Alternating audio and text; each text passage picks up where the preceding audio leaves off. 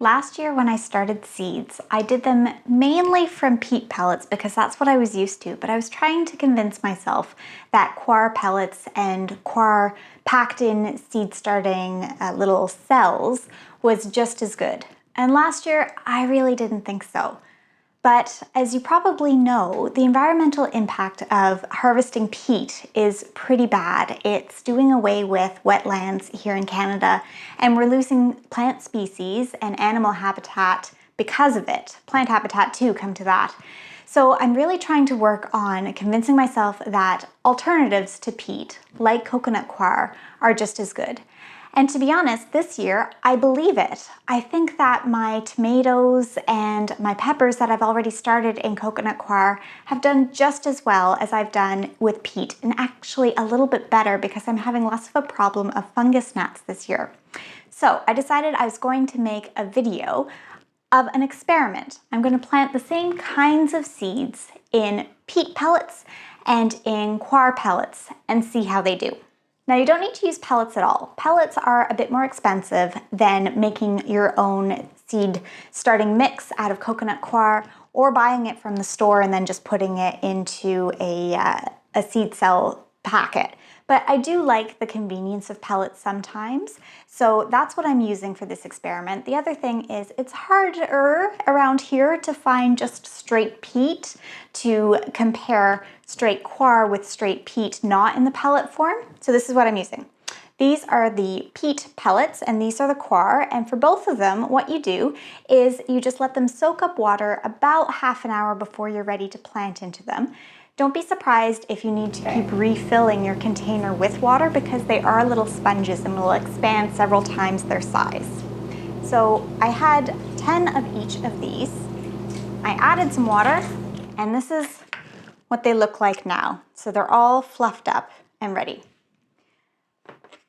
So what am I going to be planting? Well, I'm already hardening off my tomatoes outside, just started today. So I'm going to start with some of my crop that I'm going to put into the garden just a little bit later.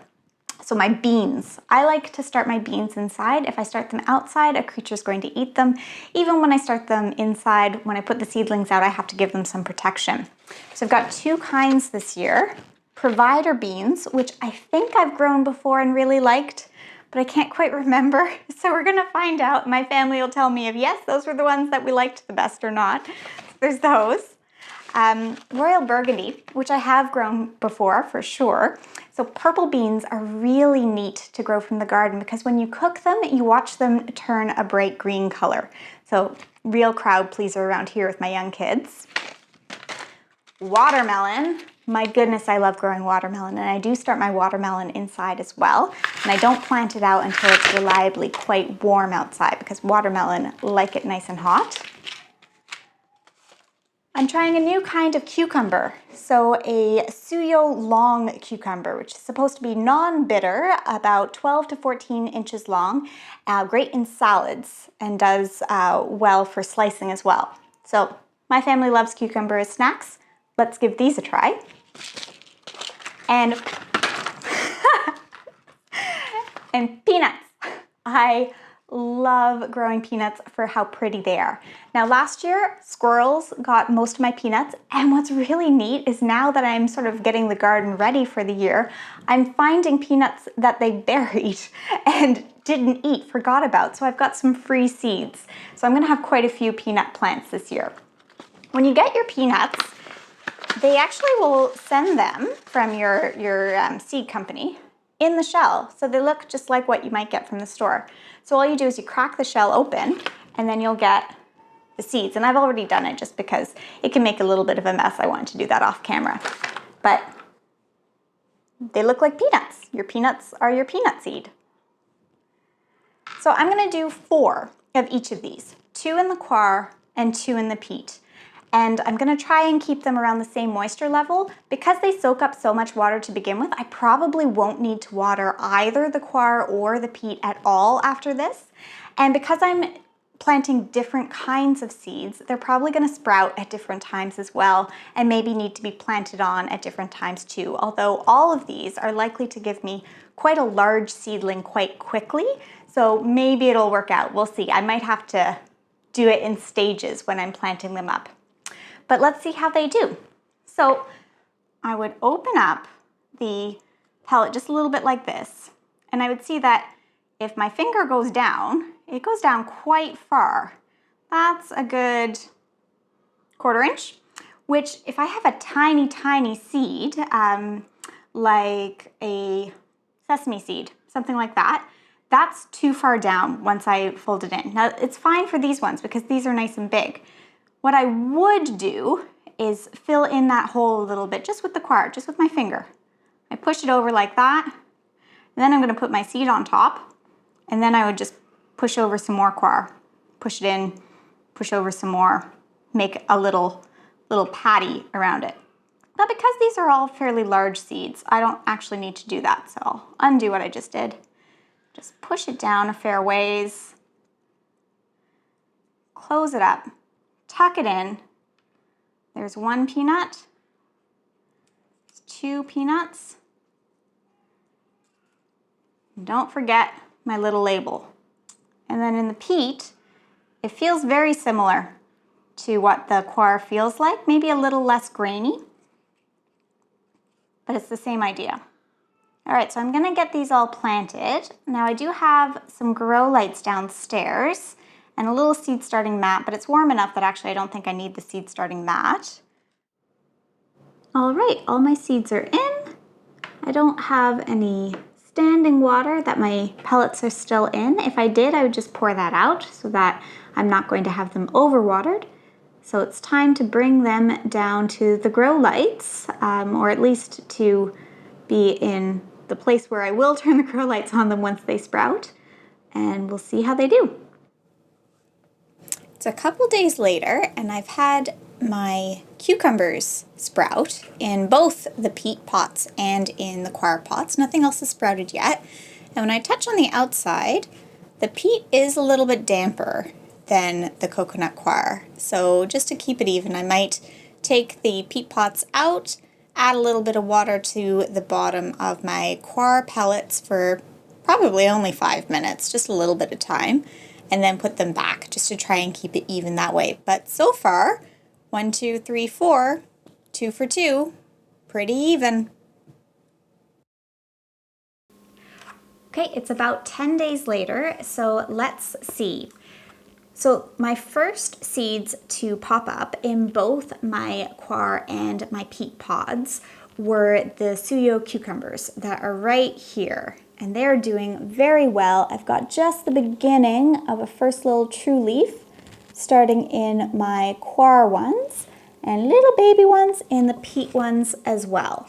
I also have my watermelon up. Here's my coir, here's my peat over here, and my beans are popping up. So in my coir little pellets, I have my provider and my burgundy beans that are actually quite a bit taller and a little ahead of where my peat ones are, but they're coming up as well. My peanuts are just starting to come up in my coir ones. You can see it's gonna poke up there. I don't see anything in my peat pods or pellets yet.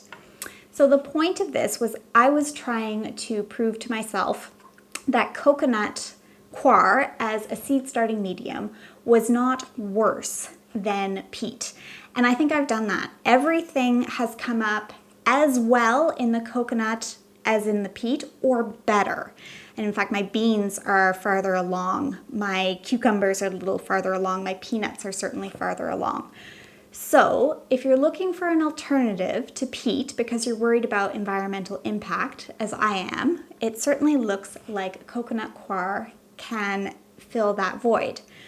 Now, what are some of the differences? I did notice that my coconut coir dried out a little bit sooner than my peat, so I needed to add a little bit more water, about a day sooner to my coconut coir than I did to my peat, little pellets as I was going.